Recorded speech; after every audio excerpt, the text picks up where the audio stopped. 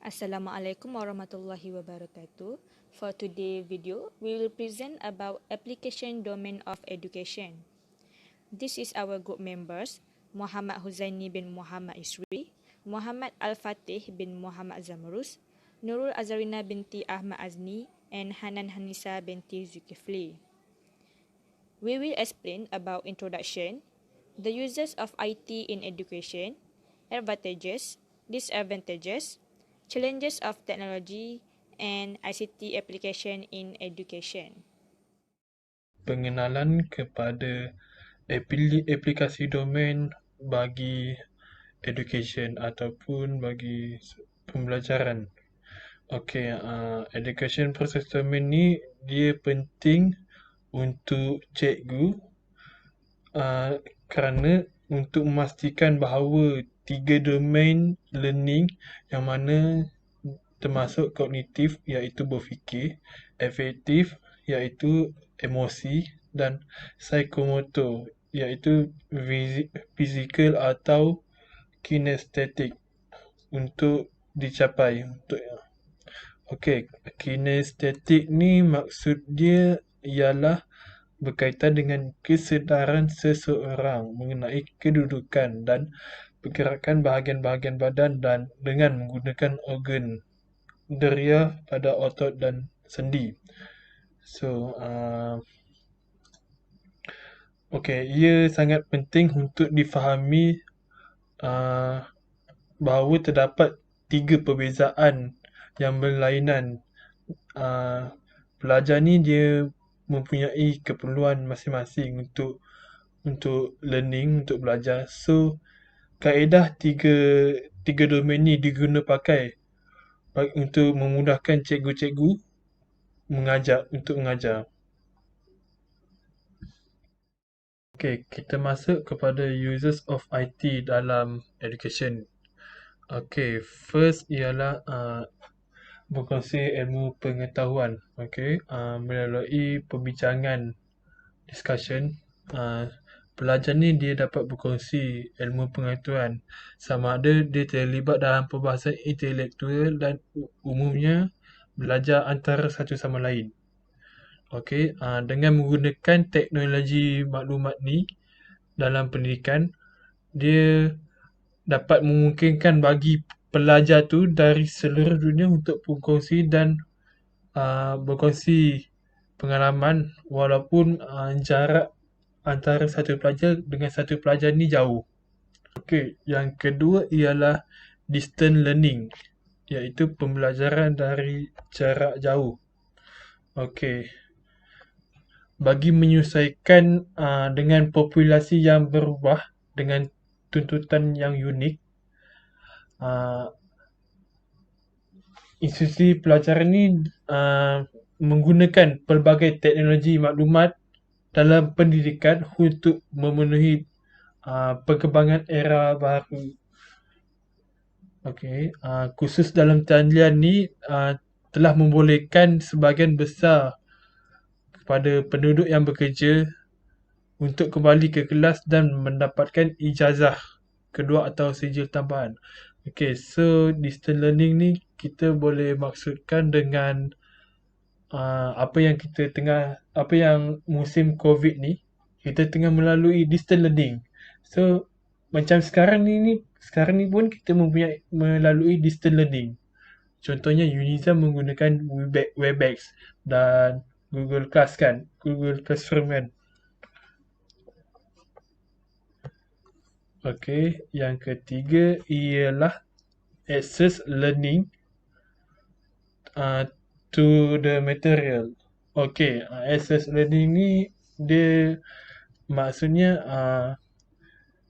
kita kan berada dalam zaman dunia IT. So, apa-apa maklumat dalam yang kita nak ni pasti ada dalam internet, dalam Google apa semua kan. So, yang kita bebas untuk melayari apa-apa bahan untuk kita kaji, untuk kita baca dan untuk kita rujuk.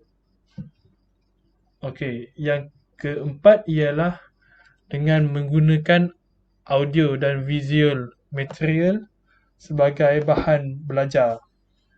Okey, penggunaan audio dan video ni telah membuatkan tutor pengajar ni untuk menjadikan apa yang hendak diajar tu menjadi lebih baik. So maksudnya di sini pelajar lebih mudah faham melalui apa yang divisualkan kepada pelajar-pelajar tu. So di sini pelajar tu dia dapat memahami lebih terperinci lah apa yang lecturer tu, apa yang tenaga pengajar tu nak sampaikan kepada student dia. So contohnya kita boleh lihat bila mana kita di kelas atau di mana-mana sajalah. Contohnya sekarang kan, kita nak belajar, kita akan tengok satu video di situ. Okey, melalui video tu tenaga pengajar kita, lecturer kita akan tanya kepada kita, apa yang awak faham melalui video tu. So inilah salah satu contoh dalam penggunaan audio dan visual sebagai bahan learning. Seterusnya, saya akan menerangkan tentang kebaikan dan keburukan pendidikan. One of advantages of education is secure life, yang bermaksud kehidupan yang terjamin. Pembangunan ekonomi sesebuah negara ditingkatkan melalui orang yang hanya mencapai pendidikan. Oleh itu, semua orang dapat menaikkan taraf ekonomi hanya jika mereka berpendidikan tinggi. Next is field of interest, iaitu bidang yang diminati. Pendidikan bukan mengenai mempelajari satu perkara sahaja, tetapi mempunyai pelbagai cabang yang boleh dipilih mengikut minat kita. Ini membantu seseorang untuk cemerlang dalam bidang yang dicemburinya. Keburukan education. First is discrimination. Orang-orang yang mempunyai lebih banyak degree atau pengalaman mempunyai pemikiran bahawa mereka mendahului semua orang. Markah atau grade bukan hanyalah untuk pertandingan tetapi untuk pembelajaran. Seterusnya, restriction of personal thoughts, yang bermaksud sekatan pemikiran peribadi. Pendidikan menjadikan beberapa fakta diterima secara membuta-tuli yang mana akan menjadikan idea mereka tersekat dalam proses pembelajaran. So, oleh itu, pendidikan hanya mempunyai beberapa kekurangan yang juga dapat diatasi pada satu tahap. Okey, ada 3 contoh di sini. Satu, online or cloud-based academic management system. Okey, untuk poin ni, lecturer dan cikgu sekolah ataupun cikgu sekolah menengah boleh pakai sistem yang telah disediakan oleh universiti ataupun sekolah seperti Uniza punya Kelip untuk berinteraksi dan mengajar student. Tak perlulah untuk macam untuk face to face saja. Jadi boleh melakukan sesi pembelajaran dan pengajaran secara online lah. Okay, untuk poin kedua adalah access of course materials to remote device. Jadi dengan kehadiran teknologi seperti smartphone, laptop dan tablet, student bolehlah cari atau akses database library universiti ataupun sekolah lah, tanpa perlu pergi secara fizikal ke dalam library tersebut. Okey, untuk poin yang ketiga adalah employing the flipped classroom concept. Okey, flipped classroom ni sebenarnya adalah satu konsep pembelajaran yang di mana student itu akan cari dia punya konten untuk subjek itu sendiri. Jadi tak perlulah lecturer untuk bagi swap semua informasi tentang subjek itu. Jadi dengan kewujudannya teknologi ICT ni, student boleh cari sendiri dan buat research dan juga discussion atau perbincangan antara student secara So online. right now I will explain about the challenges of IT or technology in education.